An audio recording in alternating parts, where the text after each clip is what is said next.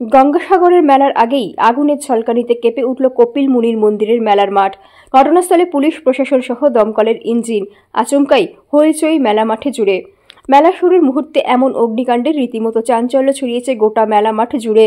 স্থানীয় ও প্রশাসন সূত্রে জানা যায়, দক্ষিণ ২৪ পরগনার গঙ্গাসাগরের কপিলমুনি মন্দিরের মেলা অফিস চত্বরে দাউ দাউ করে আগুন জ্বলতে দেখেন মেলা মাঠে কর্তব্যরত কয়েকজন শ্রমিক। এরপর তৎক্ষণাৎ ওই কর্তব্যরত শ্রমিকগণ সহ স্থানীয়রা দৌড়ে এসে আগুন নেভানোর পাশাপাশি খবর দেয় স্থানীয় প্রশাসন সহ দমকল বাহিনীকে। খবর পেয়ে তড়িঘড়ি সাগর কোস্টাল থানার পুলিশ সহ দমকলের একটি ইঞ্জিন এসে আগুন নিয়ন্ত্রণে আনে। তবে আগুনের প্রকোপে সেকেন্ডে পুড়ে ছাই হয়ে যায় মেলা অফিস চত্বরে থাকা লতানো গাছ সহ জমে থাকা মালবা।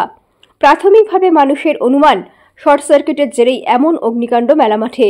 এই ঘটনায় রীতিমতো চাঞ্চল্য ছড়িয়েছে গোটা কপিলমুনি মন্দিরের মেলা মাঠে জুড়ে। তবে সাগর কোস্টাল থানার পুলিশ ইতিমধ্যেই এই ঘটনার তদন্ত শুরু করেছেন। কি বলছেন এক প্রত্যক্ষদর্শী, সেই বক্তব্য দিয়েই শেষ করব। সবাই ভালো থাকবেন, নমস্কার।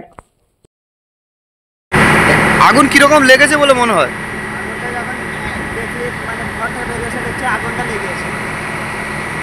তুমি এখানে কি করছিলে?